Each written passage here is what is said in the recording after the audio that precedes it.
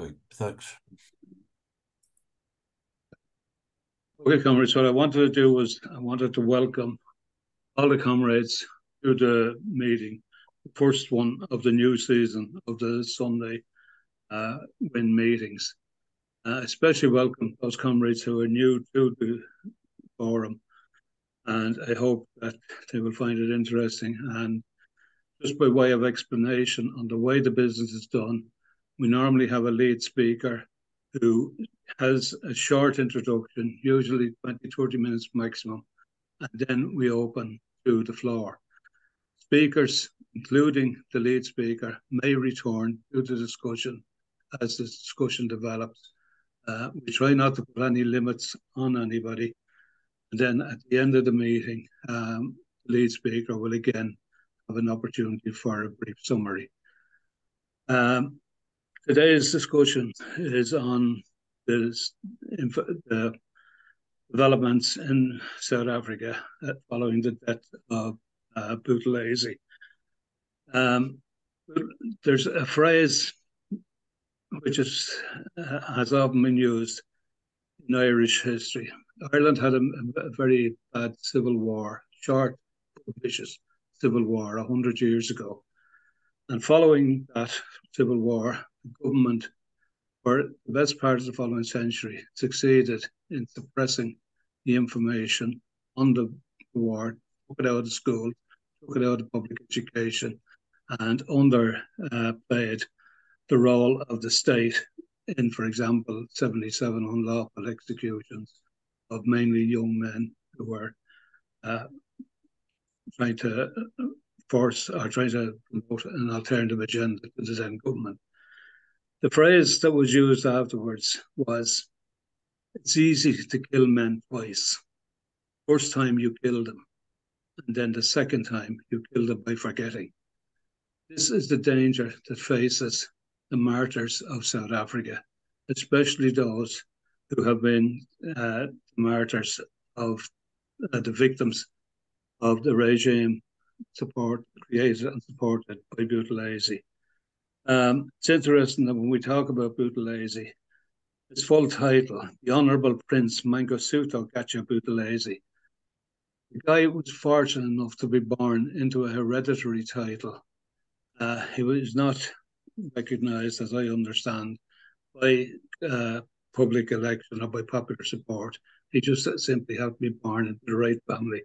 And the role that he played, and again, it's a betrayal of the history, because in the 19th century, the Zulus, who were his clan background, the Zulus had a tremendous international respect for their courage and for their traditional fights against the British colonialism. This man who, in the period when apartheid had been established and were attempting to consolidate it beyond any criticism, this guy played a role supporting the state, of defending the racist state, and actively ordering and participating, well, maybe not participating, but certainly ordering the forces that he had created to name and kill opponents of apartheid. It must never be forgotten, the crimes that he committed, the crimes that he ordered, and the crimes that are being hidden today.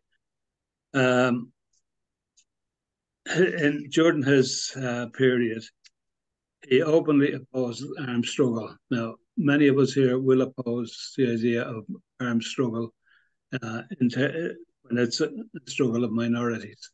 We would never send people, or argue people, to use that method. We support the struggle of the masses.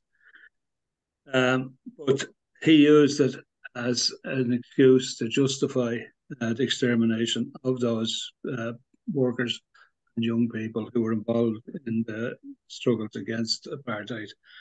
He also opposed student protests, he also opposed consumer boycotts, and he opposed trade union strike.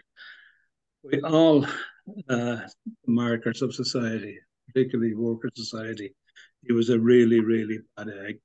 And yet, He had the honour imposed on him by Mandela after the white state fell away, of being appointed as the Minister for Home Affairs in that country. A complete betrayal of what the guy really understood for.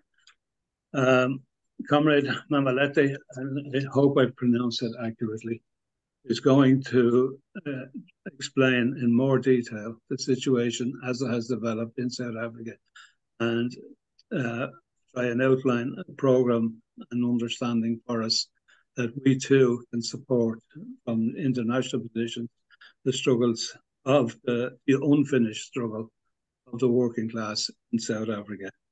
The comrade is a trade unionist, General Secretary of the General International Workers Union of South Africa. And he is also a member of the Workers' and Socialist Party. So, comrade, I welcome you to the meeting, and the floor is now yours. Comrade Chairperson, and thank you all the comrades. It's good to see a number of comrades here, including Comrade Andrews, that I've not seen in months. The countless pleas that are taking place in our international, but that's a story of a movement. Now, comrades, I think, just maybe a point of corruption is something that I keep correcting, Comrade Dave. I'm not the General Secretary, I'm the President of the General Industries Workers Union of South Africa. He has asked me so many times, he keeps getting it wrong. Comrades, it is, I think the starting point should be the death and I think of Gatsha Buthelezi, who I think with his audience, there is no need to explain who he was, except to mention that this is a man who drowned the struggles of the working class, the struggle for national liberation in blood. And I think that is a matter of historical record. But the reason that I had to intervene in this debate, it is really because since his death, what we have seen is quite a counter-revolutionary attempt to rewrite history and blatant opportunism, including sections of the left in reality. Now, these attempts have taken two forms. One is diversionary, and other one, a blatantly revisionary. And one has been, just to start with, revisionary, or rather diversionary, is that, people who cannot escape the brutal facts of his legacy. They tell us about how many sides he has, the usual argument. He was a father, he was, this and that in his personal life. And I think the argument really was to emphasize that, this, it's an historical as a political figure. And therefore, on the basis of the role that he played in the struggle, in the struggles that took place in this country, he needs to be judged. And I think that's a point that I need to develop, because the main, problematic intervention of the elite, including the erstwhile national liberation movements, the ANC, the PAC, has been to try and say, to project this man, or rather to cast an image of, this figure as, the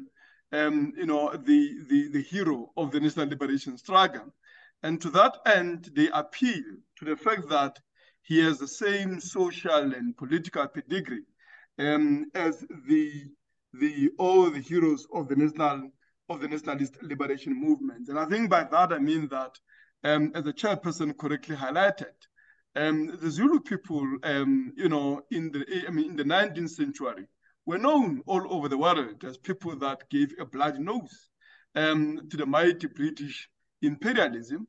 They are the people that fought heroic battles at Isindlwana, the battles of Blood River, but also in the early 20th century, there was a Bambata rebellion, And I think subsequent to that, there were movements of the working class, and of course, beginning with the Durban, strike, in which Comrade David Hampson played an important role in the movement that ultimately led to the formation of the modern trade union movement, which I'm party to, and which, of course, consists of all the main organizations of the Black working class in the country. Now, in this respect, they pretend that, or rather they want to, put it as if it were just minor differences. And this man otherwise was a man who was provoked, or rather he was a peacemaker, as the EFF has said, and they've, talked about his role as some statesman and the role that he played as an elder in parliament in the post-1994 period. And the point that one had to make is that, firstly, notwithstanding his own family background, in the royalty for that matter, that had been until that time synonymous with the anti-colonial resistance dating back to the 18th century. What separates this man from the pantheon of the nationalist liberation movements of the ANC, of the PAC, is a stream, of blood. It's a stream of blood shed in countless massacres and the killing fields of KwaZulu. And I'm talking here about the Shobashobane massacre, the KwaMatuta massacre, the Togosa, and many others. And of course, many of you who interact with Dave, who is, from the same province and where he organized, he will tell you how this man and how this figure and his Imbis, the Zulu Imbis, transformed the KwaZulu-Natal into a killing field of a bloody counter-revolution, where he assassinated, he killed, many activists. He orchestrated massacres of the trade unionists, the ANC, the UDF activists, and he did that through a collaboration and of course a machinery funded, trained, and armed by the apartheid regime and its security agents. And I think contrary to the kind of narrative that he tried to promote, and the narrative promoted also by the elite starting with apartheid, but I think now increasingly even entertained by the ANC, which want, of course, to swallow his party, the Inkatha Freedom Party that he formed, that it was all training and equipment of his Imbis for the purposes of defense in a situation where there was an unfortunate development of black on black violence, which is the way that they characterized it. But the reality, and I think evidence mostly provided again here by Dave, opposed me, I think, developing the op-ed, shows in a very vivid and I think, very clear terms that he sought even more than what apartheid regime wanted. He wanted an offensive capability, including capacity to assassinate leaders of the ANC as far as Lusaka in Zambia, and of course other national liberation movement activists in exile in Africa, and I think as far as Europe, in London, and all of that. And now that by no stretch of imagination is somebody who just wanted to defend himself. But more than that is the fact that this is a man that opposed every single movement and the struggles of the working class for national liberation, from boycotts against apartheid, sanctions, and all of that, but also, the armed struggle, as well as, of course, the movements of the working class in the country. So that is to say that although even ourselves, our tendency which was founded again here by Comrade Dave, opposed the tactics of the ANC insofar as development of an armed struggle. That was a question of tactical differences. What Buthelezi opposed was every meaningful measure of self-defense by the masses of the oppressed blacks, and of course, their struggles to strike at the citadels, and of course, the armed forces of repression of an apartheid regime and so on. And therefore, comrades, there cannot be any doubt that this man was, as I've said, a blood whip of counter-revolution. And I think that there's been opportunism and opportunistic attempts on the part of the ANC and others to recast his image. And I think that is linked to a degeneration of these parties, with they themselves, they've reconciled themselves with, of course, the former white minority elite, and I think in an architecture that maintain the monopoly capitalism in this country, that 30 years into democracy, you have monopolization of economy by the very same big corporate interests that dominated economy under apartheid. And of course, that has only been diluted by others from Asia, China, India, and so on and so on. But the reality is that by perpetuating neo-colonial capitalism, neoliberal capitalism, the conditions of the masses have worsened in many respects under the ANC. The lives of the working class is a nightmare. The levels of unemployment and poverty are devastating. Services everywhere are collapsing. And of course, this is the reason that people, very scandalously so, are beginning to even say that life under the ANC is much more worse than under apartheid. This is the reason that partly this recasting of his image is being, or rather is finding resonance, because the idea and the dream of freedom has become a nightmare for many people under capitalism in the period of the global economic crisis of imperialism, and which I think has thrown many more people into conditions of poverty and all of that. And I think that, comrades, will be my introduction, and I think we can take the discussion much further on the basis of comments that I'm certain will enrich this part of the discussion.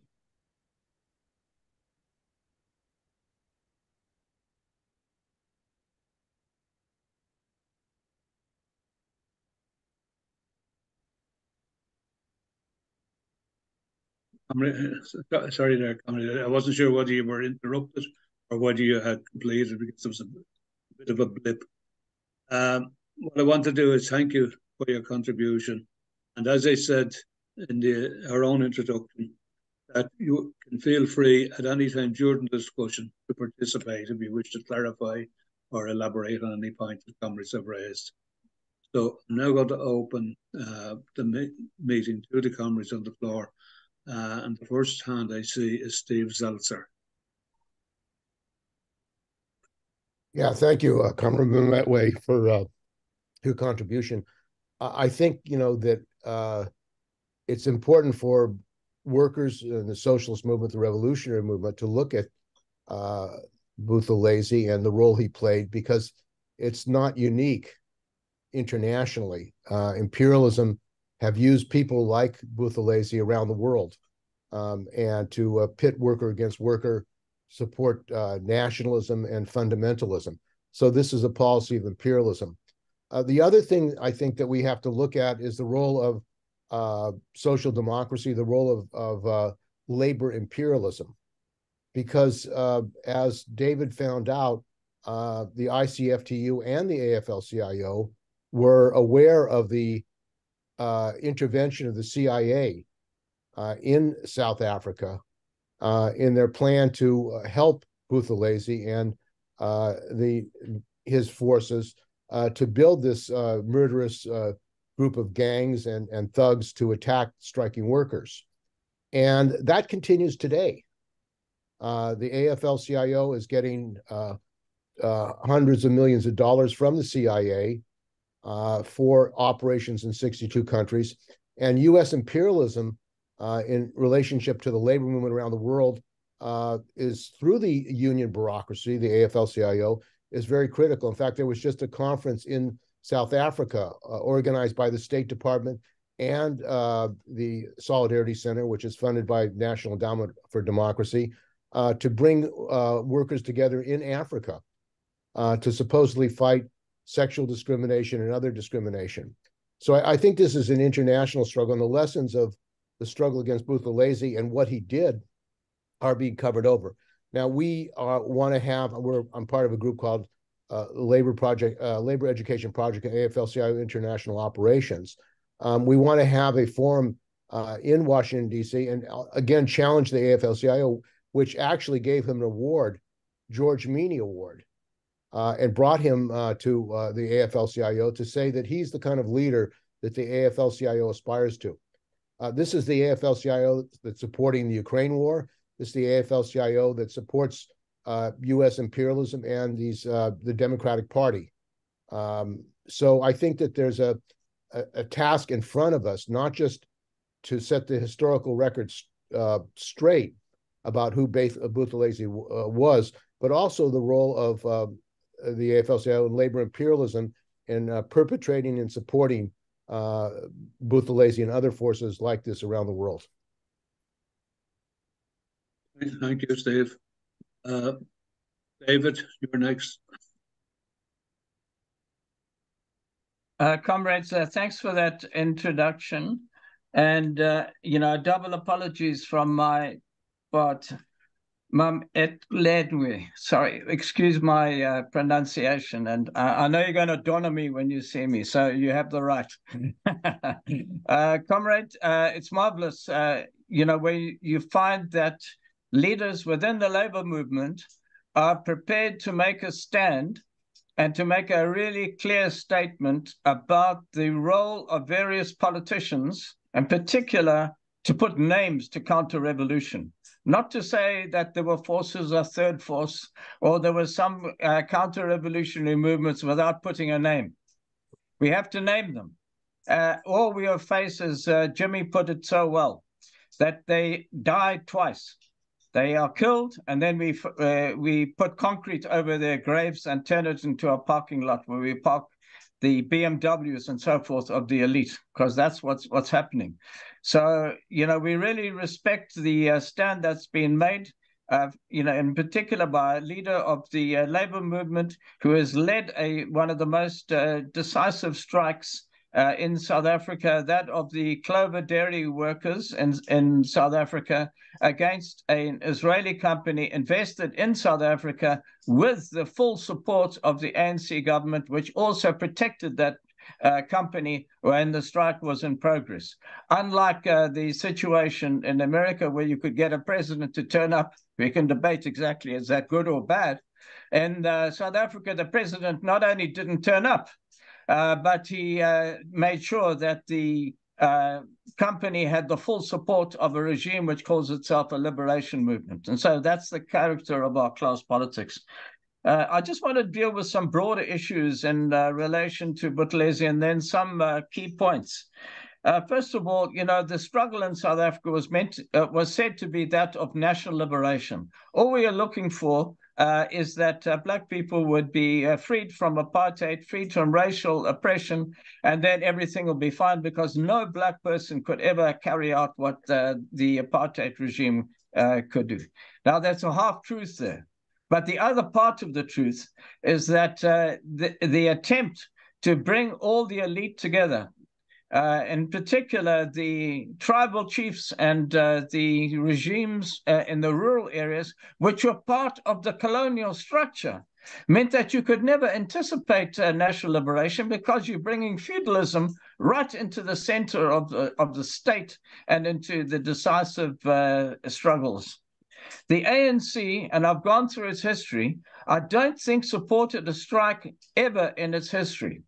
And only time it ever mentioned or put the words in their mouth was during the general strikes of 1960-61. 1960 was a failure, 61 was somewhat better, but that was it. It was only a strike to get themselves into power, not a strike to defend the dock workers, the dairy workers, to support the 1973 strikes, anything of that kind. In fact, what we've only now come to learn is that during the whole of the 70s, the ANC was actually supporting Gatsha Buthelezi and asking him to create a national liberation movement in South Africa.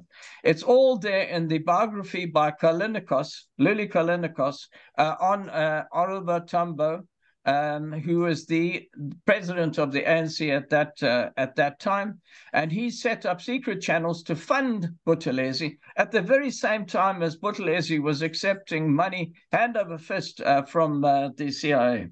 Some important points. In 1969, the United States, in fact, it was called the Kissinger Memorandum, number 39 of 1969-1970, said that the United States, the State Department, the CIA, was looking for a man of peace. Now, what is a man of peace? A man of peace would accept, A, that the whites are here to stay, and that it is only with their consent that any change can come in South Africa. Now you see, that was 1969-70. Now you can see the platform that was created for Buthelezi. They headhunted him and they developed him. And unfortunately, no one has been prepared. Mamletwe, you putting out the flag there. But now we have to look at this thing scientifically and historically, because from there onwards, Buthelezi, I think, has made something like 18 trips abroad. He met the Pope and everything. All of this was arranged by the State Department, as we now find, or directly by the CIA. In February the 8th, 1973, President Nixon had Buthelezi in Washington, D.C., and praised him to the hilt at one of his prayer breakfasts. He then went straight on to Howard University, which is the Black Harvard of South Africa. A lot of anti-apartheid people came there and started to dispute with him. And the journalist reported that he demolished him completely because he said, I am not going to commit suicide by my people standing up against the white regime and being slaughtered. In other words, he was presenting himself as the answer to liberation through peaceful means, and most effectively demolishing all anti-apartheid people that were, in the end, they stayed to shake his hand. And the journalist, the white journalist who wrote the report of this, said that this is the biggest treasure that the South African regime could ever have. That's 1973. And he went back to Durban and the strikes and so forth. And he said, we'll find a way out. We need to open discussions and so forth. And the idea of it was that he would, the American embassy and the Durban Consulate General, there's a lot more to be found out about that, shepherded him. And in 1973, I wanted to see Buthelezi to put demands of the workers onto him from the dock workers. And they said, you will not find him in Ulundi. You will find him at the Consul General, United States Consul General in Durban. And that's where he stayed, and, you know, that's where his loyalties were. In March 1976, I was in Brussels to discuss then with the ICFTU the support, the very mealy-mouthed support they were giving to the trade unions in South Africa. I was handed a document which I was told not to show to anybody. And I was to read it that night and to hand it back absolutely intact, not showing anyone else. That was a letter from the AFL-CIO saying that they did not support the trade unions in South Africa. They wanted to give $1 million to Buthelezi to organize that. And I just mentioned, I didn't mention the document because at least I was loyal to that bureaucrat and the ICFTU. But I said, if you do this, we're going to see bloodshed as we've never seen before, because Buthelezi is heading the equivalent of the Kuomintang, a counter-revolutionary movement which is decided absolutely to slaughter the labor movement in China, and we'll see the same in Durban and South Africa. We were told we were ultra-left at that time, but then we've seen slaughter after slaughter of students at the University of Zululand who stood up against Buthelezi. He just sent impies then and just beat the hell out of them and killed. I figured it's something like 6 or 7, were killed there. And some people close to me were lucky to have survived that. In 1982, unbeknown to the labor movement, not even to the right wing of the labor movement, the AFL-CIO declared that Buthelezi would get the Mini Prize, and that for the heroic work that he'd done in terms of the labor movement. Unbelievable. No one could even believe that. The newspapers that they were seeing. The CIA was pushing Buthelezi to be their front man in South Africa, and of course the regime was only, too pleased to that. Now we see that the review is coming. The man has passed. I won't go into all the aspects of that, but one point I wanted to make. None of the nationalist movements can tell the truth about Buthelezi. They have all colluded with him. The Oliver Tambo, it was the greatest mistake that the ANC ever made, was to give support to Buthelezi. They're covering it over with layers and layers of concrete, trying to bury him deep. But the truth is that from 1969-70, Oliver Tambo met him in London and gave him money. He paid for his accommodation in the hotels. And when he came to an ANC meeting, which was a social meeting in London, the ANC leaders knelt down before Buthelezi and kissed his hand. This was the way in which the ANC treated Buthelezi in the 1970s, and they published his articles in Sechaba, the organ of the ANC. And in 1979, December 1979, when I was expelled from the ANC, I'm convinced that Buthelezi had something to do with my expulsion, because it came out at the time when the ANC and Buthelezi were having differences. I was told then by the the chairman of the Revolutionary Committee, Joe Slovo, that the man is there, we have to deal with him. I said the labor movement wants to deal with him in a totally different manner in which you want to deal with him. In other words, you're using him as the front man. Now, it's true that there were fallouts and all kinds of things, but just remember the heroic comrades that fought against Buthelezi. I helped organize 2 self-defense units in KwaZulu in the early 1990s, and we lost many comrades at that time, and not one commemoration of them. The covering by layers of concrete means that we don't even know the names of those comrades that died. They just died for nothing at all. And that was the ANC's responsibility, although I've tried to cover the names and to put it up in articles that I've written subsequently. I've developed a database of those comrades that died in Durban, and particularly in Noria. No commemoration, of those that fought against it. In fact, to tell the truth, when Mandela came and made his first speech in Durban, he told the comrades, throw your guns and knives into the sea. That was at the height of the struggle at which Buthelezi is now confirmed in all documents, was being armed by the regime. In fact, they developed specific death squads, which he directed against the comrades. So let me just conclude. I could go on, as you might imagine, for a while. The main point is this: our national liberation was unachievable with this alliance, and even with the continuing alliance that there is with the whole chiefly element in South Africa. They are not the enemy, but they're part of the state, and we have to exorcise the ethnicity, the tribalism, which is part of the colonial structure as set up from the 1800s, to be able to crystallize the idea of tribalism and ethnicity among African people, and not only the idea of it, but actually the instrumentality of that by paid officials in the rural areas governing over our rural people and making it impossible to say that South Africa is a democratic state, quite apart from that achieving national liberation, because the rural people are still under the thumb of those chiefs.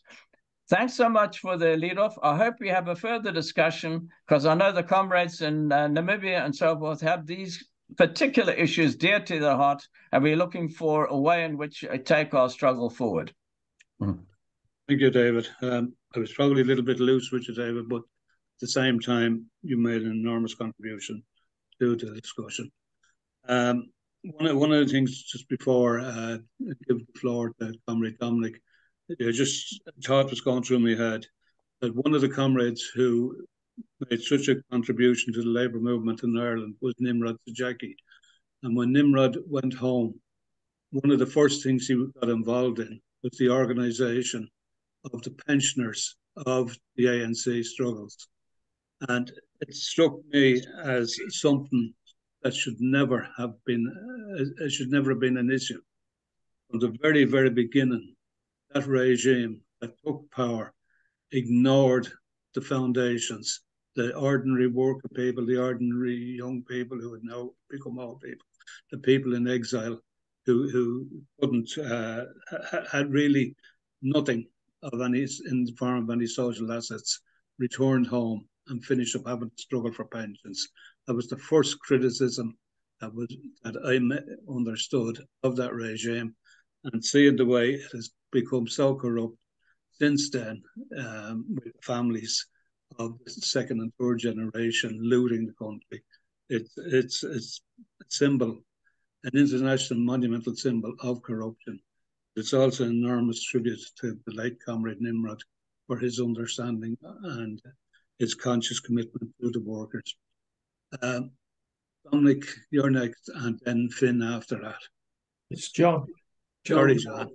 Yeah, two very brief points.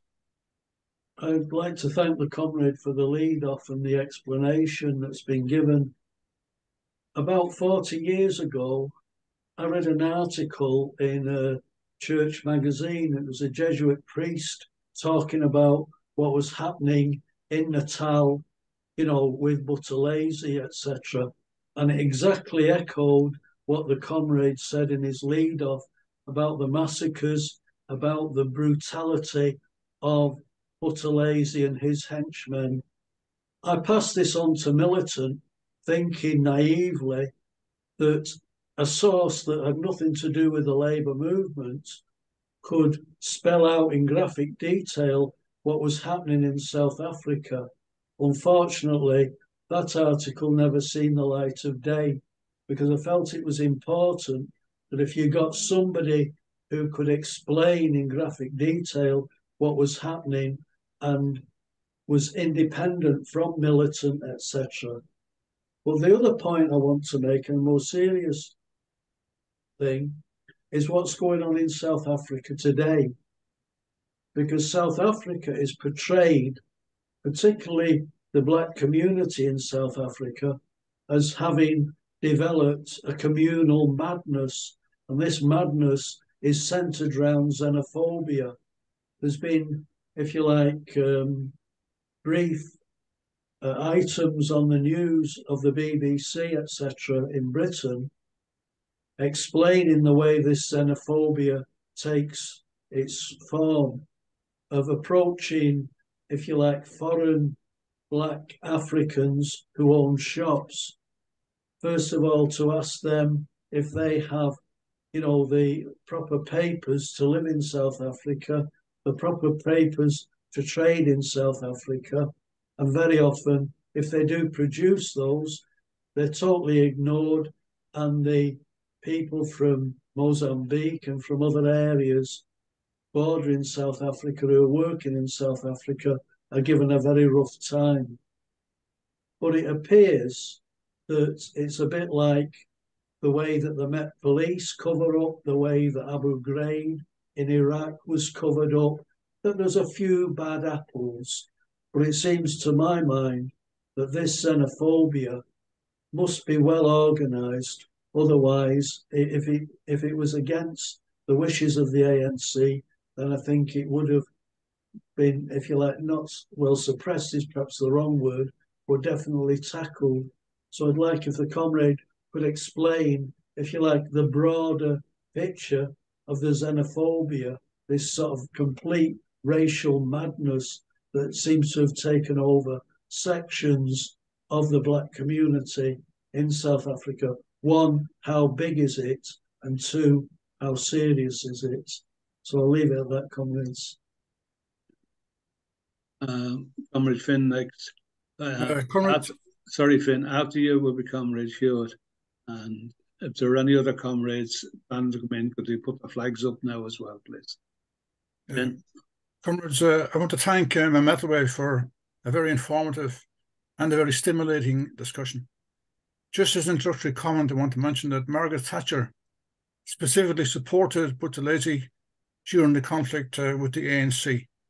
And that encapsulates a lot of what Buthelezi is. The leader of the likes, Prime Minister Thatcher, could see him as an ally in her specific ideas about how the world should develop. It's impossible to have a discussion of this nature without taking into account the role of international imperialism and the role of colonialism right across Africa, well, across the globe for that matter. Now, Africa is not one specific country. I realise that, and there's many countries, many different tendencies and trends, but there are also common features. And one of the common features is the attempt by colonial powers, and there were many from Europe, in their exploitation of divisions on national grounds, on ethnic grounds, on religious grounds, on tribal grounds, wherever they could find division, they exploited that. And there's a terrible record of colonialism right across Africa. In South Africa, as the comrades are familiar, there was this wars and battles for the diamonds, for the mineral wealth. In other parts of Africa, that was the British role. You had the Belgians, the Belgian imperialists in the Congo under King Leopold, exploiting the rubber industry. Horrific tortures and mutilations carried out against workers who didn't meet their targets.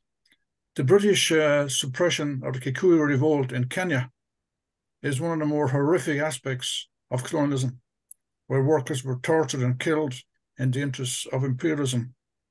The Germans, when they controlled what's now Namibia, they attempted to wipe out the Herero people in its entirety, from not just to expel them, but to wipe them out physically as well. You had the Portuguese, and then in Northern Africa, you had the Italians, the Spanish, and then you had the French, all exploiting Africa, extending all the way from the slave trade, which was supported incidentally by the British monarchy and other monarchies at the time, the slave trade conducted by the British, and the attempt to find mineral wealth right across the continent. So there are common features, and also to exploit the food facilities also that were available. So there are common features. But I want to mention the role of France at the present time. Right across the countries of the Sahel, Burkina Faso, Mali, Niger, Mauritania, Chad, and so on. Now, 3 of those countries are military juntas ruling, but France has a terrible role in these countries. And even though they're now pulling back militarily from some of these places, they still maintain bases in the countries. In Niger, for example, there's a French military base. Likewise, there's a United States military base, drone base in Niger. French capitalist big companies maintain their links with the African leaders in these countries, which technically they say they have left, but the business links remain. There's a question then I want to direct to Mamletwe about the role of tribes. Now, tribalism is not a feature unique to Africa. Tribalism did extend right across the world, and the imperial powers exploited tribal divisions to suit their own interests. It's worth noting also that the emergence of the main capitalist countries of Europe also emerged from tribal conflict. I mean, the monarchy in Britain is a result of tribal conflict going back quite a while, but still a tribal division. So tribes are not something unique to Africa. It's an aspect of society, but what's unique to Africa now is that these divisions can be exploited by the imperial powers, all of them, France and Britain, for example. And the emergence of Buthelezi is a reflection, I think, of that tribal division as exploited by the capitalist class. I'd like to hear a bit more about the role. This has been mentioned, Jimmy mentioned it, and also Mamletwe mentioned it. The role of the Zulu kingdom, as it's called, in the battle against British imperialism. There was a major battle won at the close of the 19th century, which taught a lesson to imperialist powers, but they still continued with their occupation and exploitation and processing of divisions within the country. So I'd like to deal a bit more about the role of tribalism in many countries of Africa. It's not specifically South Africa, and it's no different from other divisions, other ethnic, national, religious divisions as well. There's nothing unique about it. It's not a unique feature of African politics. So maybe he could deal a bit more with that, and also the potential dangers in the continued existence of tribal division. In conclusion, the only solution to tribal, national, ethnicity and religious division is a socialist perspective. What's required is a socialist movement, not just in South Africa, but right across the continent of Africa, initially beginning in the southern countries of South Africa, of the African continent, where socialist and left-wing parties can unite in a common program to end colonial rule, to end capitalist exploitation, to drive out the imperial companies and forces that exist in these countries, and to expropriate all the property that previously was stolen from them in wars of conquest. That's the only solution. And also the trade union movement similarly needs to extend across national boundaries, because after all, the national boundaries, as they're called in Africa, are the invention of the imperialist powers. They just advanced as far as they could from the sea until they met opposition from some other imperial power halfway across. And then they took out a ruler and a pencil and started to draw divisions across the continent of Africa. You can see, particularly in North Africa, straight lines on the map dividing Libya and other countries of that nature across North Africa. There's still, unfortunately, some monarchies in Africa, like Morocco, Lesotho, and so on. They were monarchical countries. And then you have the monarchies, so-called, the king of the Zulus, which suits British imperialism to recognize a hereditary family like their own to rule an aspect of the country, and their intention was that he would rule the entire country. So I'd like Mamletwe to deal a little bit about the role, not so much in the past, but the role of tribal divisions currently in South Africa and in other countries of Africa. Okay, thanks, Van. Hugh?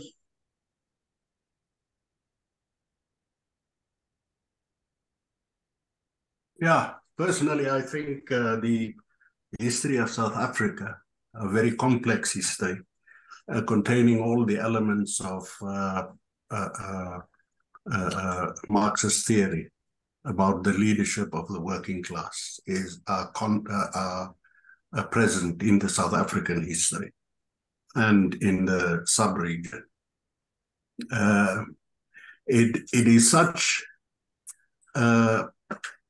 multifaceted topic that I don't think we'll exhaust it. At most, I can make some cursory remarks on this issue because I believe it lies at the heart of the problems facing the working class, and especially in South Africa, but also in places like Namibia.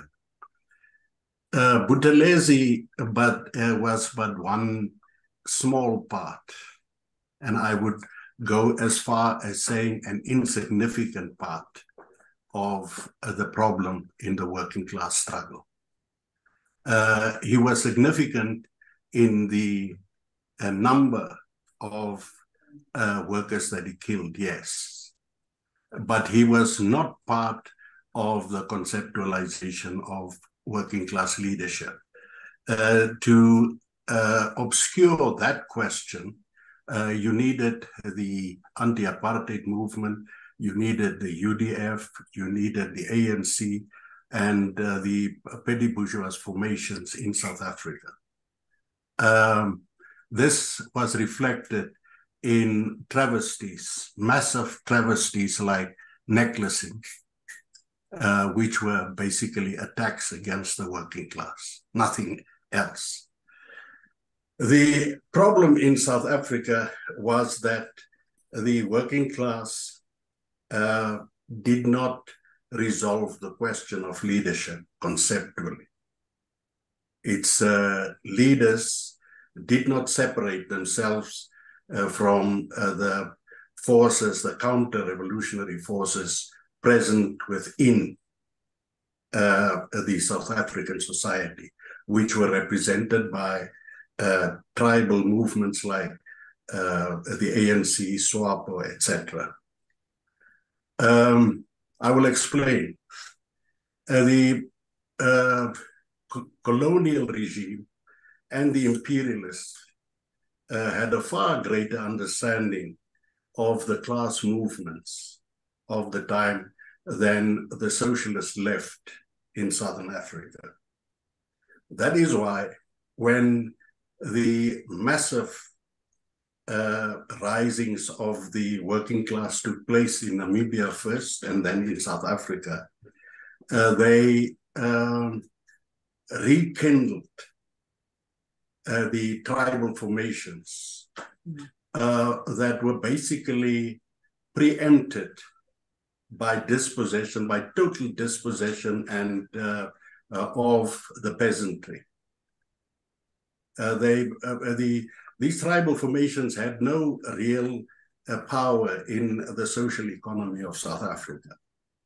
But when the working classes rose up, they rekindled them, and they were, as in the case of the ANC and other formations, were falsely portrayed as part of the revolutionary movement.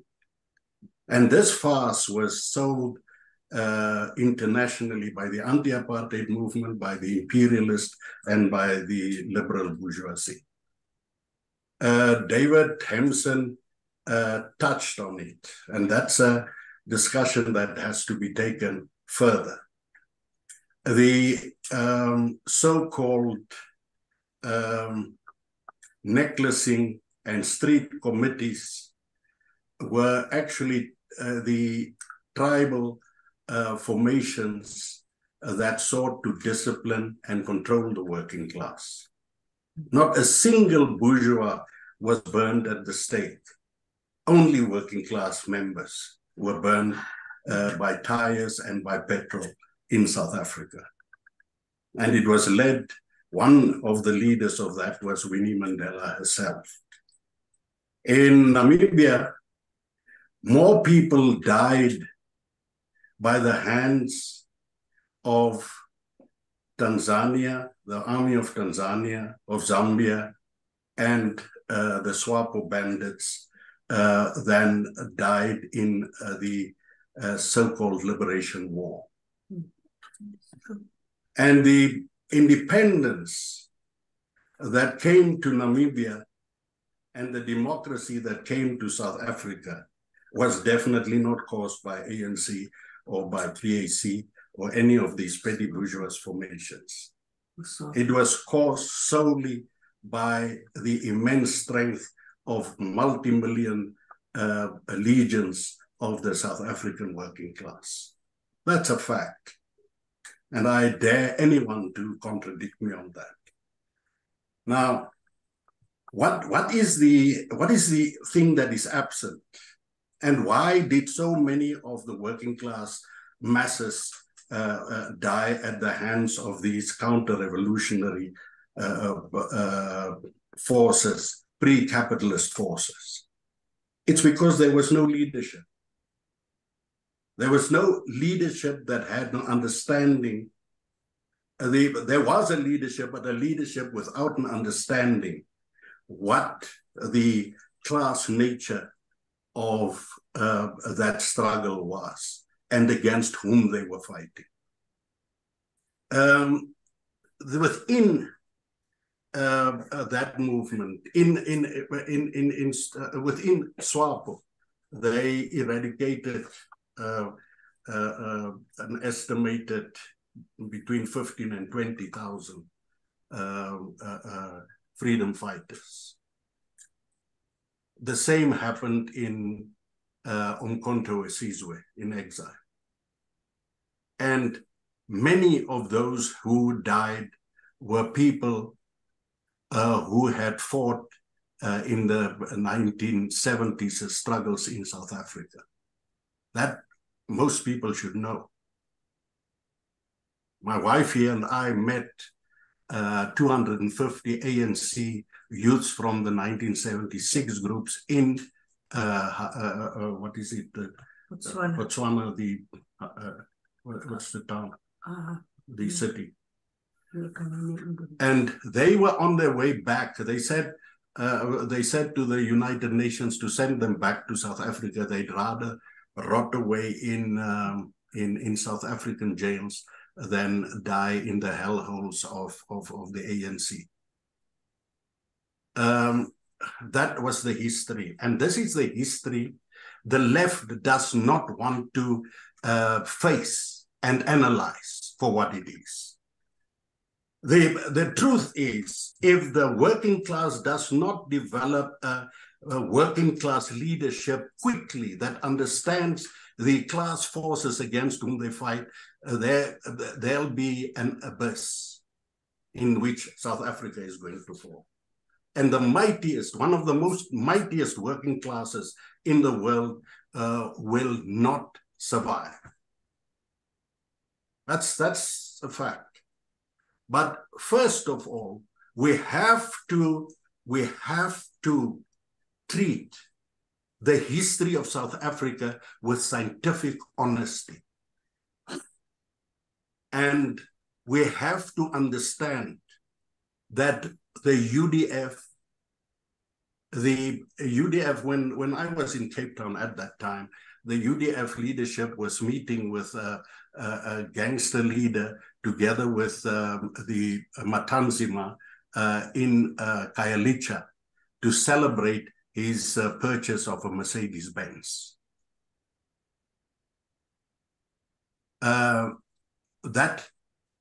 Those are the issues that tells you against what forces the working class are fighting.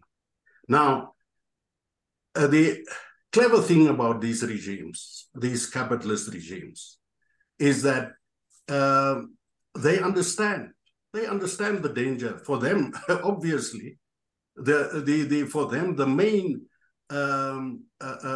element in their exploitation is the working class. So they are the first to hear to feel the tremors of the tsunami coming. The petty bourgeois know. The petty bourgeois live in their heads. They live way out, and they are a dangerous class because they pervert history and they distort history.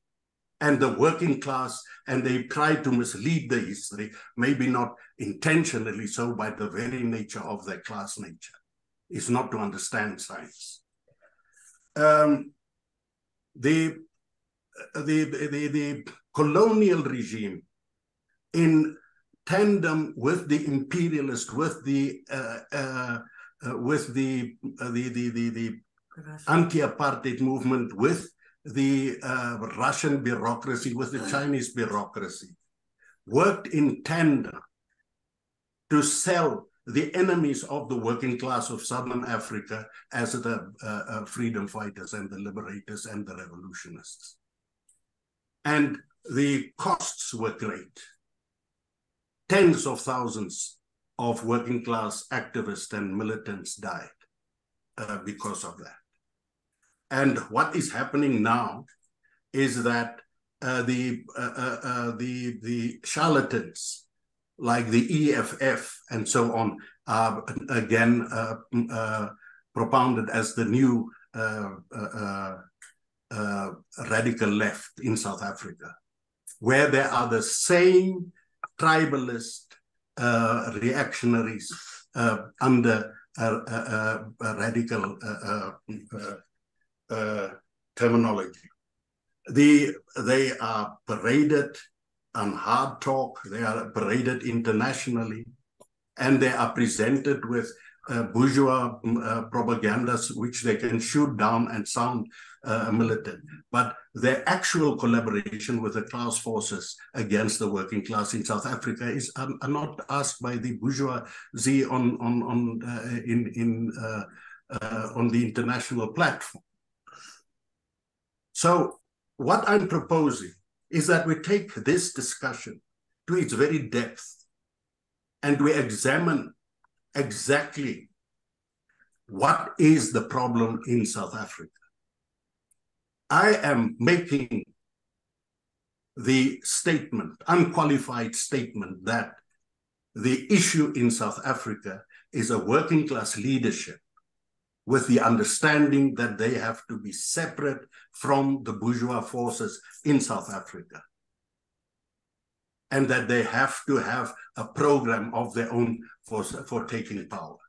That must be built. It's not a given. It's not something like the Socialist Workers' Party sitting, we have the answer. I'm not saying we should do that. But these are the questions that needs to be discussed and to be fought for.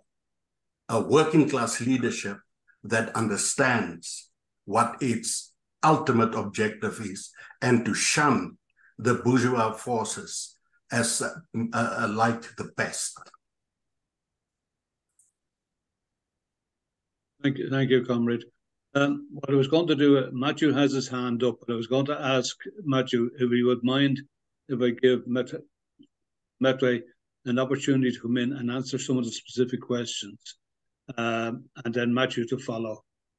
Particular questions that I have noted are the ones by Dominic in relation to the rise of xenophobia in South Africa, and the questions raised by Finn of Zulu history and the tribal divisions as a danger in splitting the communities of the working class.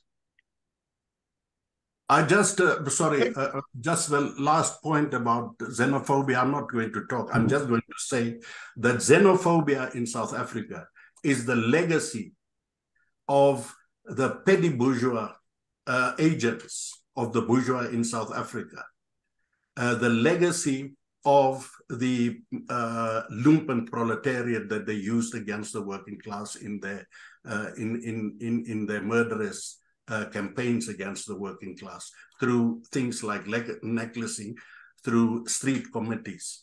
And this is what Ramaphosa and his cabal are using now to try to stir up xenophobia in South Africa.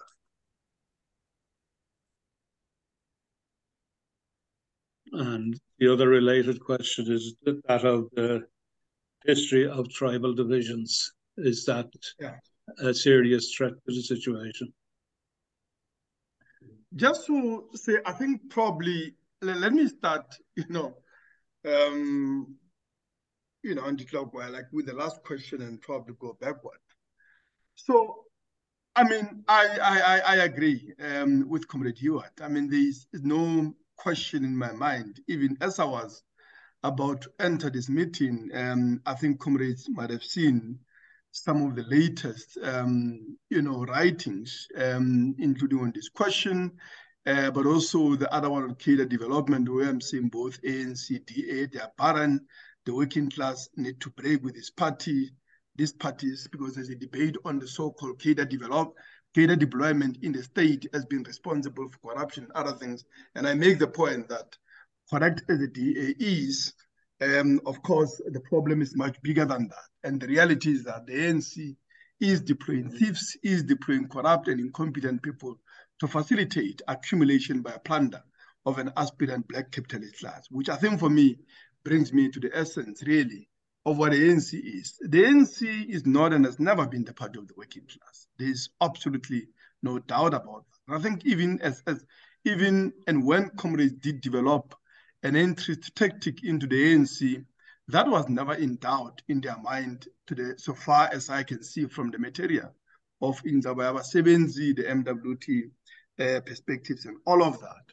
Because this is the party that, let's remember, It was a party launched as a party of chiefs, of the African royalty, of the clergy, of the lawyers, the typical Black or African elite at the time, evident from the photos of that meeting, where you have, men with tailcoats, with long heads, gloves, walking sticks, all of that. And I think much as the ANC became, particularly in the 50s, a mass movement, that fundamental class character and composition of it, particularly at the top, hasn't really changed much, right?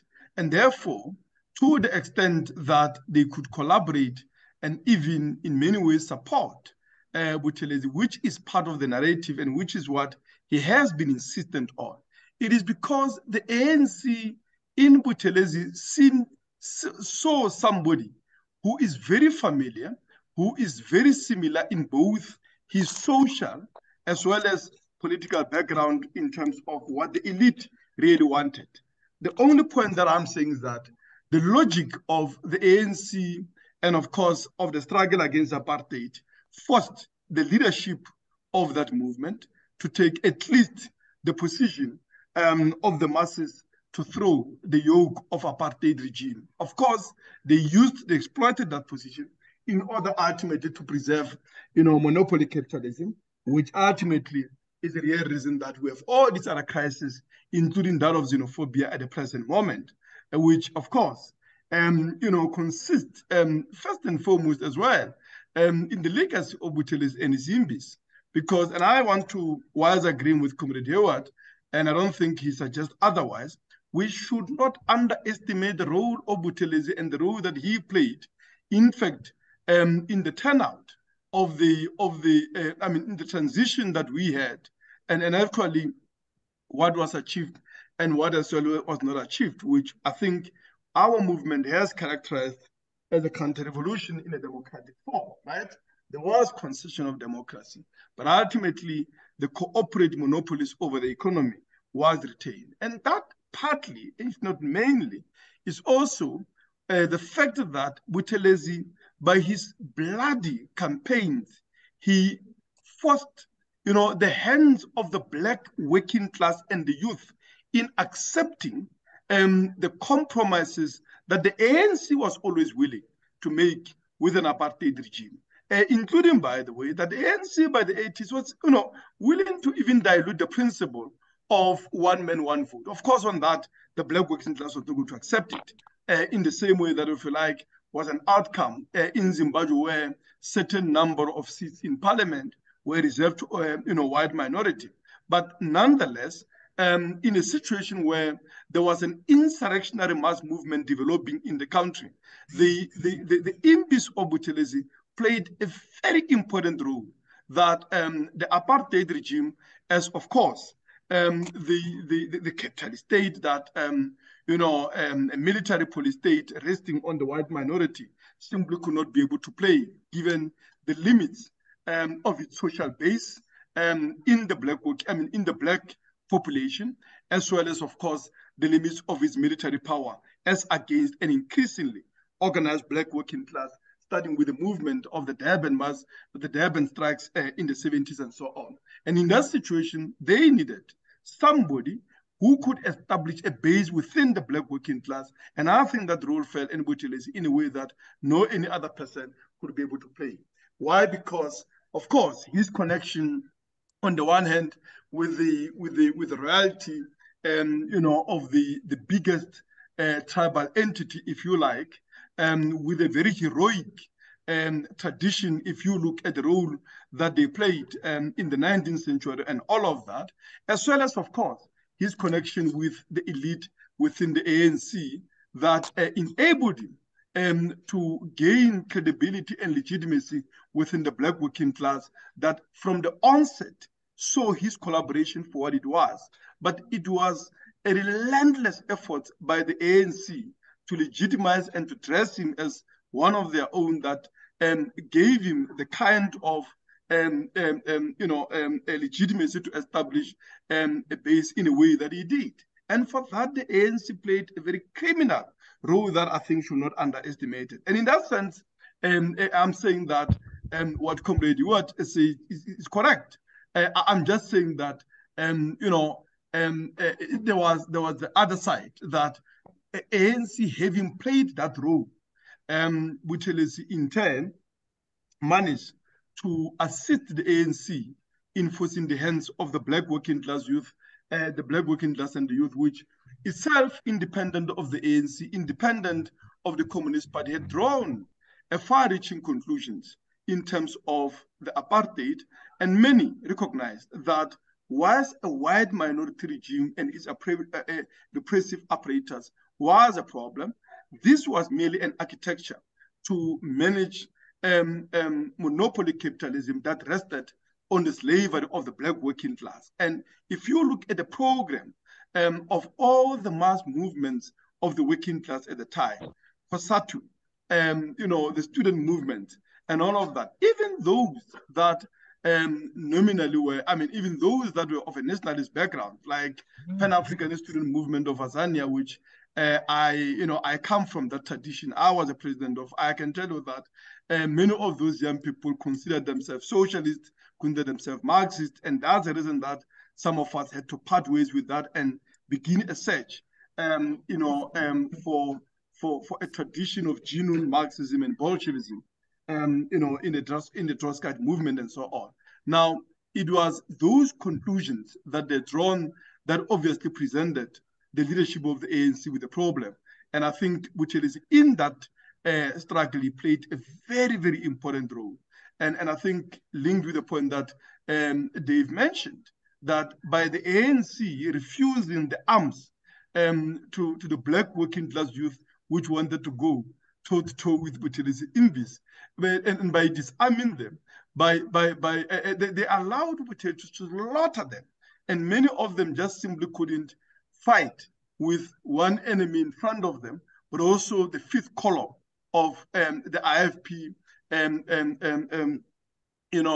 behind them, and of course, in many of the black working class and so on. Now, fast forward, the capitalism has not been overthrown. In the period of the crisis, the levels of, the conditions of the masses have reached very horrific and catastrophic level from the conditions of housing.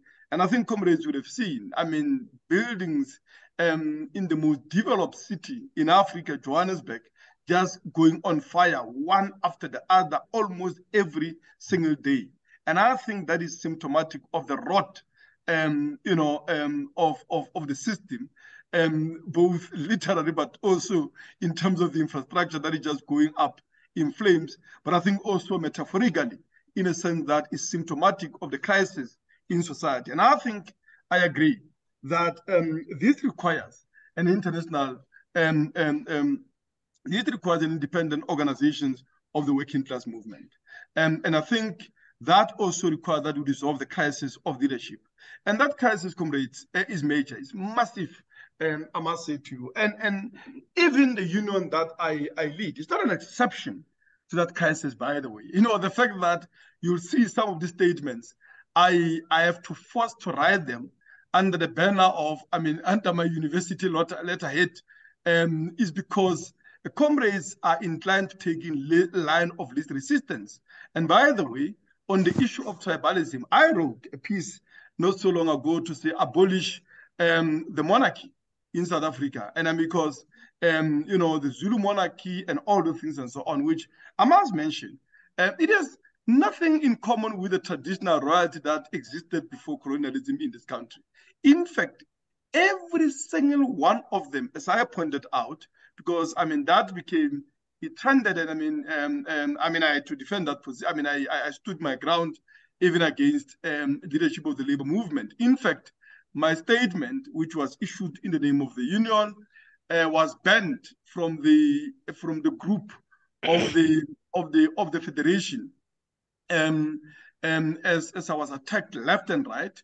And I think it is that made even my own union to be very cautious. But at least I'm able to use other capacity to get these views going. But the point is that I pointed out that every single one of the lines of succession of this reality has been disrupted and reflect the intervention of the colonial regime. I mean, the current Zulu royalty, for instance, it originates not from Shaka, not from Dingaan and all those horrific figures. It originates from Mbande, who was appointed by the Boer settlers who had a Republic of Natalia, which subsequently was taken over by the British. They appointed them with their own armed forces, and on the basis of the victory over the Ngani forces, who they had already also defeated at the Battle of Blood River, they then immediately had Mbanda signing up huge tracts of Zululand to the Boers and so on and so on, and subsequently to British colonialism and so on. Now, today, the problem of tribalism is not the same way as it was in the 70s, in the 80s. I think even Buthelezi himself had to recognize that by and large, that the movement for national liberation, the movement of the working class defied that. So much that in the 90s, he began even to establish a base amongst other people. And I mean, I found there were even branches of his in my area as an example of that. Zuma did try to rebuild a base on the basis of tribalism, the Zulu tribalism, that is Jacob Zuma of the ANC, which of course met with opposition.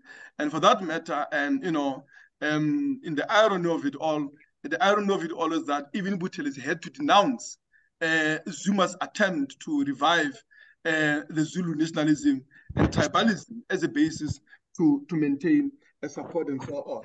Now,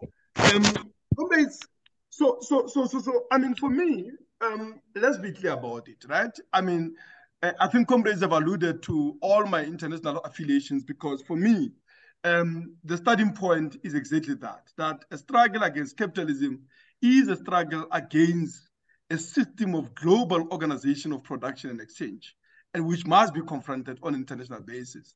I just entered this meeting immediately from a meeting where we're discussing BRICS, and I was presenting on that question.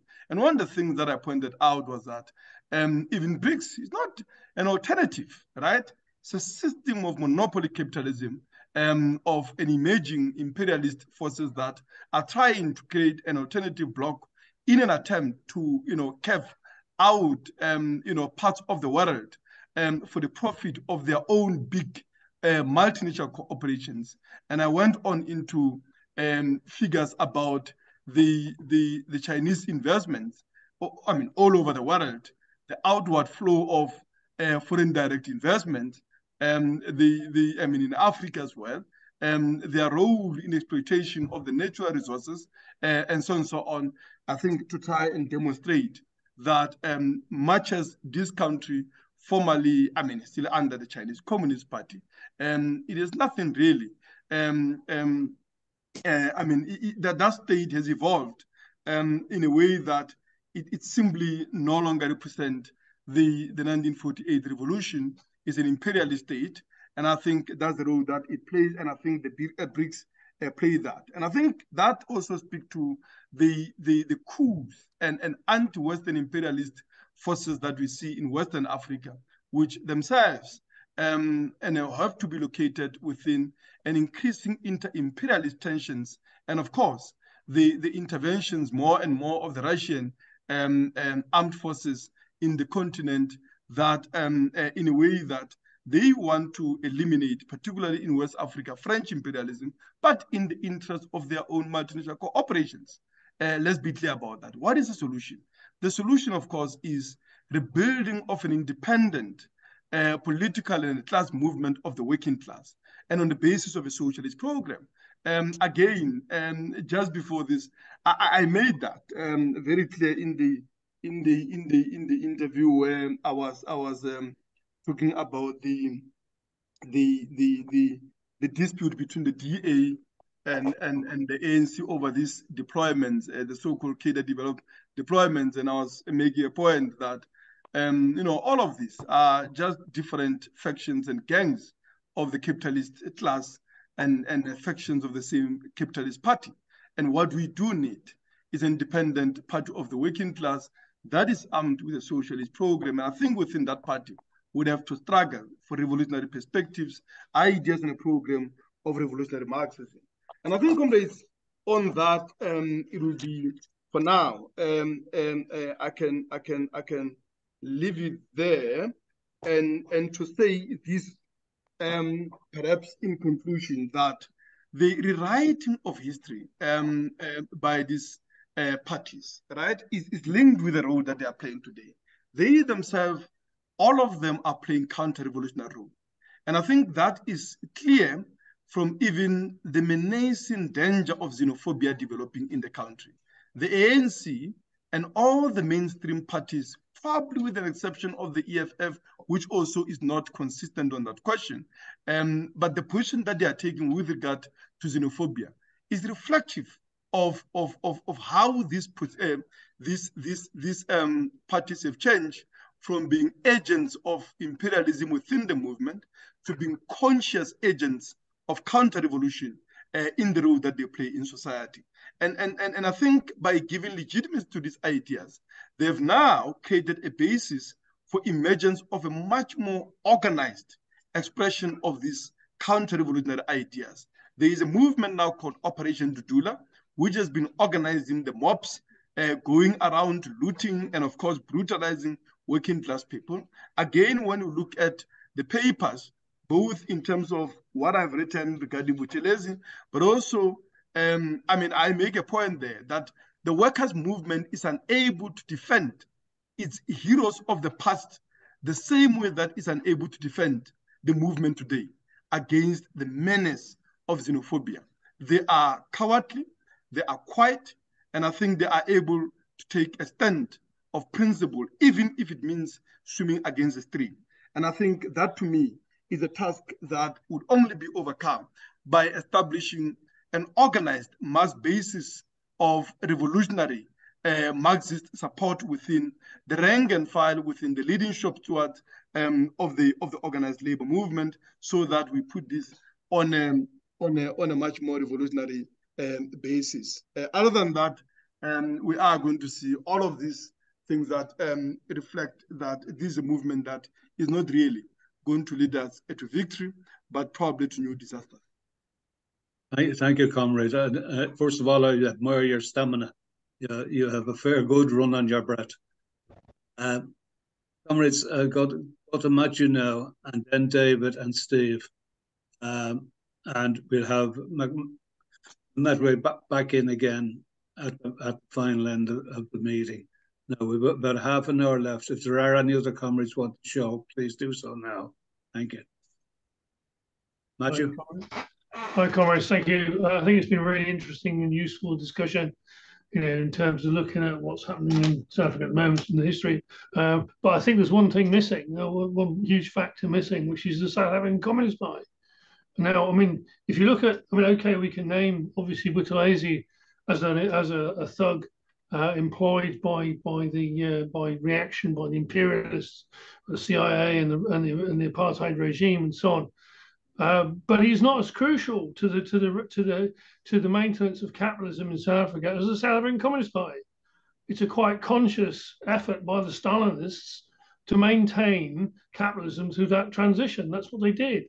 You talk about the betrayals of the ANC. The ANC is directed by the South African Communist Party. Mandela was a secret member of the ANC, of the SACP, as you know. You talk of the comrades who were killed and tortured, etc., in Umkhonto we Sizwe, at the hands of the South African Communist Party. There is no other. This is, if you look at any, the central factor in allowing that transition to go through is not Buthelezi, it's the South African Communist Party, it's Stalinism, it's the effect of that counter-revolutionary force. Because part of anything else, of course, is they actually knew the left because they were in the movement. They knew the left. They were able to kill people because they knew who they were looking for. They were able to maintain that whole business because of the positioning they had, and the fact that they were able to portray that movement politically. And in any accounting for that position, that is central. We have to have that factor. Thanks. Thank you, Mario. David, you want to come in again? Yes, Jimmy, just to answer, some points in relation to, the history of Zulu people's resistance to British imperialism. It's quite an astonishing story, and it's celebrated internationally. I won't go into all the details, but let it be known that British imperialism had its biggest defeat in a single day at the hands of the Zulu warriors on the 22nd of January, 1879.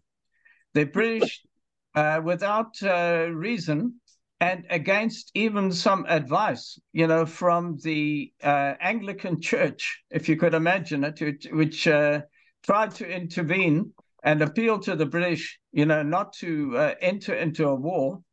They went against that. They wanted to take the land of the Zulu people, and as it turned out, actually, eventually they did, and they turned it into sugar plantations. I mean, the suffering was immense, but let it be known that on the 22nd of January, 1879, 1,779 British troops were killed at Isongwana, and that fact is still celebrated in Zulu history as an example of the resistance that Zulu people have put up to external domination. Eventually, the Zulu War is completed by the sacking of Ulundi, which is the present capital, so-called, of the territorial authority now, but in the past, and now just as a symbolic part of the administration. But it's, no Zulu-speaking person will forget that. But more importantly, in a sense, which ties up with present resistance, and that the workers, Zulu workers and the Zulu people rose up against the imposition of a poll tax, if you could imagine. Britain has experienced a poll tax when the Zulu people were, dished out a poll tax in 1906. There was an uprising against the poll tax, and it was put down with great brutality by colonial army and British support. And Bambata himself, I have a picture of it, and it's the most disgusting example of British imperialism. They cut his head off, and they paraded it around as an example of what would happen to anyone who stood up against the British. That is not yet celebrated and not even commemorated in Durban, and we've been fighting to get some commemoration of the Bambata uprising in South Africa. So, we are well aware of that, and we're also well aware that, as in the case of the Scottish people and other people who have been, the victims in a sense of English domination, they can also end up as being used as the warriors by the new ruling strata. And that's what's happened, unfortunately, in South Africa as well. That proud history of warrior resistance has been turned into an instrument for reaction. Just one point to conclude. Hewitt made some important points. I think it needs to be known. Hewitt is organizing different groups, and we are going to be working together with Hewitt on the 27th and 28th of October to have an inquisition, a tribunal, investigating the conditions of Namibian workers and bringing, as we can, South African and other trade unions to bear right there in Windhoek itself, to be able to bring together all the workers that we can, to be able to speak to the difficulties, the victimization of trade unionists, and to be able to fight for their reinstatement and to reinvigorate the labor movement in Namibia. I think that's all I'll say for now. We look forward to getting endorsement for that and support as we go ahead. Thank you. Thank you, David. Comrade Sadari, do you want to come in next?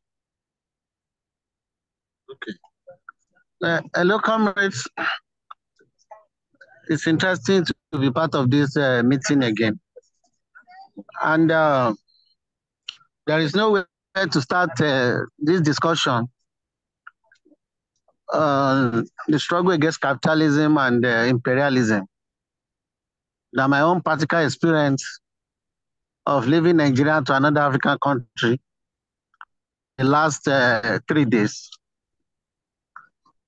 Practically, moving from Nigeria to Ghana to Benin Republic, and then to Togo, then Togo to Nigeria, practically shows that the question young people across Africa are asking, that what are we doing with our resources? The French imperialism, the American imperialism, the Western imperialism have conquered the continent. So what we have is poverty, unemployment, insecurity. And practically, what it means is that there is no hope if we did not build a fight back. For instance, today, October 1st, make it 63 years of Nigerian independence. But there is no single refinery, despite being number 6 oil-producing country in the world. We need the solidarity of all struggling working people in Africa, like Mamletwe Sebei have said. I read in the book, our founders, they formed the Youth Solidarity with South Africa when the South Africans were fighting apartheid, which shows that this, because from here in Africa, in Nigeria, I also read it that money was raised to send to people in ANC to fight apartheid, which practically shows that we need an international solidarity and the movement of oppressed people. The new trend in Africa for Pan-Africanism, where we have coups, of course, not all the coups can be called progressive, and not all the coups. For instance, the coup in Gabon is practically, and the logic is different from the coup we have witnessed in Niger. And the coup in Niger exposed the French imperialism. And up to today, the coup in Burkina Faso is still under threat. In the last 3 weeks, they have recorded another 2 attempts. So which means that the French imperialism is not ready to leave Africa. And what it means is that we need to build a movement to confront imperialism. Because as we speak, the question of African resources is a question that worries everybody. That a continent that is so rich is battling with chronic underdevelopment. And what it means is that if we do not fight back, there will be new crops of young people thinking that our salvation is in Britain, is in Paris, in Washington, D.C. And it is not. We have argued this both in public debates and in our writings, that as long as imperialism, global imperialism exists, and we continue to borrow loans in Paris, in China, in Russia, there will be crisis. Because people felt that, yes, let's fight Western imperialism, and then let the Eastern imperialism come in, India, China, Russia. As we speak now, the Russia Wagner group are in the Middle East, they are now in Niger. But they are not going to do that free. And we have been warning African people not to trust neither the coming of the China or the Russian, because they are not going to solve any problem. The experience we have had with what is happening in Central Africa,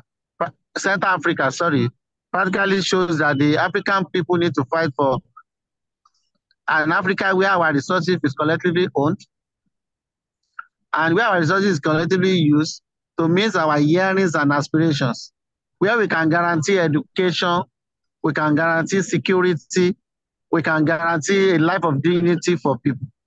Like I've said, today Nigerians are supposed to be in the mood of celebration, 63 years from the British rule. But practically the British are here. It may not be directly, There may not be any white man on the street of Nigeria, but in policies that those who have taken over Nigeria since independence are implementing are the policies of capitalism and even of British rule. They still go to Europe to borrow money. They go to London to do meetings and signing agreements here and there, and nothing practically is happening in the life of ordinary people on the street of Lagos, on the street of Abuja. So, comrades, it's an interesting to be part of this meeting. Of course, I'm on transit back to Nigeria, but I think it's important to be part of the meeting. So that is just the short contributions I could make. And of course, we have deemed it fit to also write our contributions, both published on our website and the IST website. I shared some of it with the comrades at the last meeting we had where we are trying to do a tribunal for the Namibian workers. So comrades, thank you very much, and solidarity always. Thank you, Comrade Serrari. I understand the difficulties of communications in that the quality wasn't as good as you deserved, but the main contents of what you said were heard and will be considered. Comrade Steve is next, and if there is nobody else showing, I will then be calling on Comrade Mamletwe. Yeah, I think this has been a valuable discussion, and as comrades have said, it's not just a South African question, it's an international question. The oppression, the exploitation, and the reactionary role of forces like Buthelezi.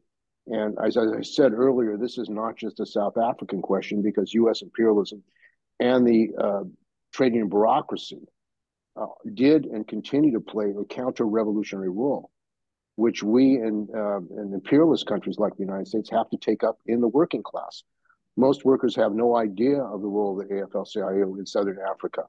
As a matter of fact, the AFL-CIO supports U.S. imperialism, which has South African military bases, SAFCOM in military bases all over South Africa, not only South Africa, but Africa.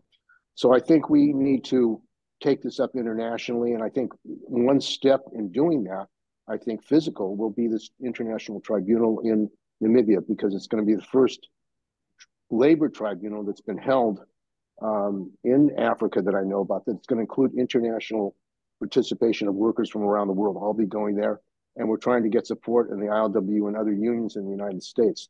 The imposition or the introduction of contract labor, mass contract labor in Southern Africa and in Namibia is a critical question for the working class of South Africa and the working class of Namibia, and also the working class of the United States with temporary work and union busting gig work. And I have to say that if comrades in Africa and the rest of the world think things are bad in Africa, they should go to the streets of San Francisco, where there are thousands of homeless people, mentally ill people, drug takers in the middle of the street.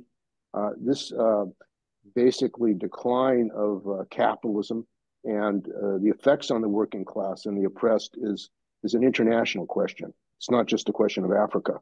So I think we need to link, as revolutionary socialists, we need to link up the working class directly in the United States, in England, and Ireland, and other countries with the workers of Africa, and take up their struggle in a united front. Thank you. Well said, Steve. Fully agree with your closing sentiments. Comrade, we will then hand back to South Africa now, and then we'll have a short comment by Roger regarding future plans. Comrade?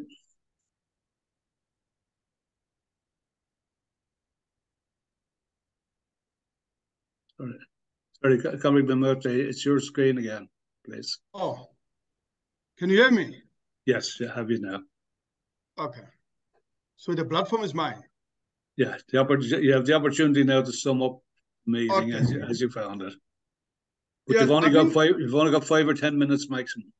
Yeah, I think we all agree. I think this is a very important discussion. And I think more than that, I should also appreciate the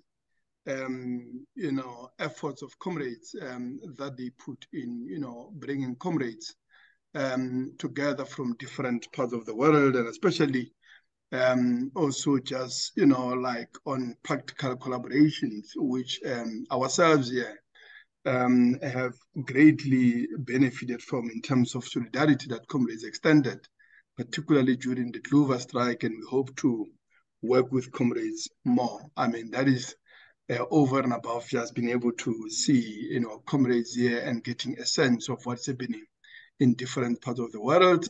I'm not always able to make it to this meeting, but from time to time, I find myself in discussion with Comrade Dave, and I think occasionally with Steve, but I think with Dave much more consistently, and I do get an update. The point, comrades, is that I think the importance of this again, like with us now. I was making a point in SAF2 that there's a need for us to be able to deepen our, international and working class solidarity work. I've been critical, despite the fact that I think last year or so we've done an incredible work, for instance, on Palestinian solidarity. The comrades, especially of NUMSA, have done incredible work on Zimbabwe. But in fact, yesterday I met the Palestinian solidarity comrades, the comrades in the movement, to say we need to come and discuss how then do we map the country in terms of all the Zionist corporate interest here, to make sure that we can, expand on our particularly working class driven Palestinian solidarity campaign, which I think for me should differentiate itself mainly to the ANC hypocrisy on this question. They've been dominating Palestinian solidarity movement, but in reality, they are, bargaining with the hounds and running with the hare on this question. And I think that that's very evident from their allowing of major Israeli cooperations on the key sectors of the economy, where you could see that soon they'll be telling us we can't buy the hands that feed us when they finally and formally capitulate.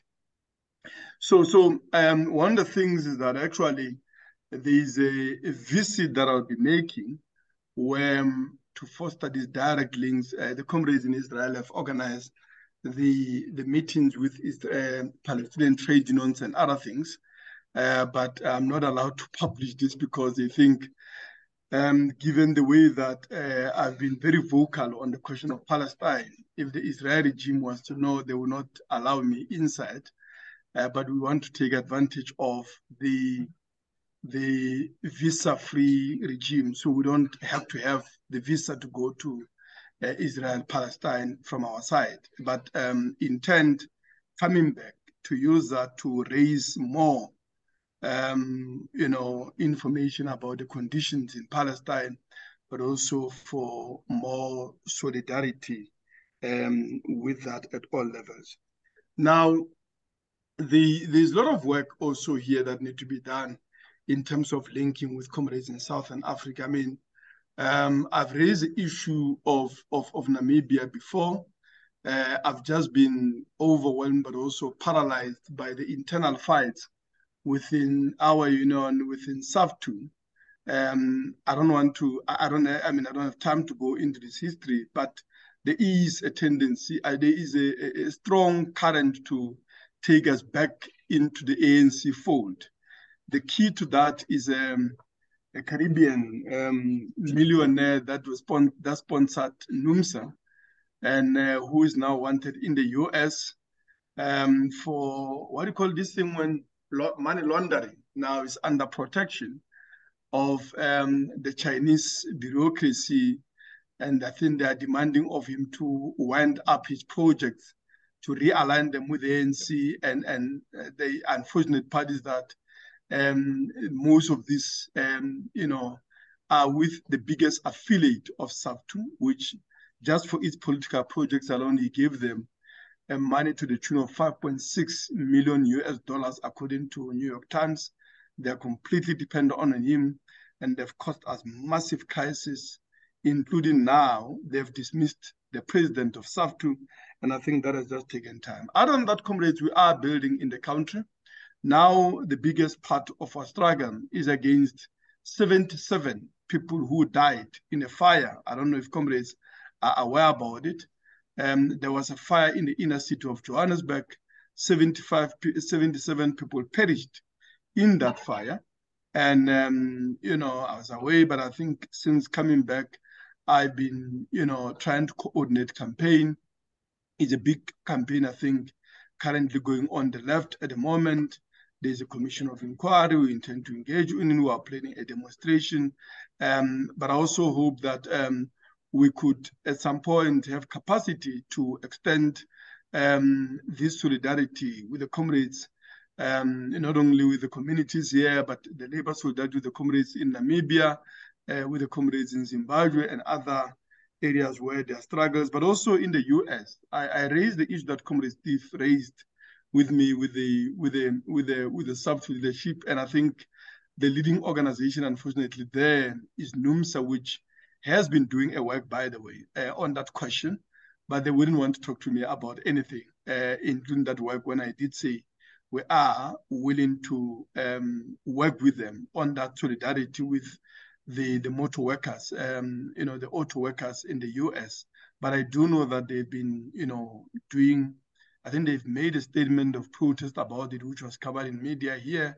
And I know that they might be planning some demonstrations, but they're keeping all of that under wraps. However, I would continue raising this issue with the leadership of SAFTU and see if we can be able to do something.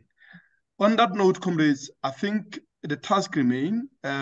We are campaigning for a creation of the Mass Workers' Party on the basis of the trade union movement. SAFTU has a formal position on that. Again, it's been paralyzed by NUMSA on that question, but we are marching forward. They actually want to leave, you know, SAFTU, but they are trapped by their own shop stewards and by their own members on that. You know, we are discussing with the biggest, with the big mine workers union. I've been meeting with, I talked with their general secretary to try and see if we can get them to affiliate. Now, there are issues with the politics of that leadership. However, at least now, they've taken a position on the creation of the Labour Party, which is a point on which they patched us when we raised that issue in 2012 mine worker strikes. Now, I don't think it's coincident that they're choosing the name, the Labour Party, when we are actually talking about the Workers' Party, because the Labour Party is associated with the reformist politics of the Labour Party in Britain. However, having the independent party of the working class would be an important step forward. And I think with the wide support for ideas of socialism, I think regardless, that party will probably, in terms of its formal program, start on a much more higher level than similar parties across the world, if it was to come to fruition on that. So I think on that note, comrades, I will say that we welcome your support. We remain committed to the cause of the working class, socialism, and we believe ultimately we need to make revolution together here and across the world. Thank you. Thank you, comrade. And I'm sure the idea of solidarity across the planet is something we'll all agree on. Normally at this moment, we go to Roger to give details of next week's meeting. But I understand that we have some logistics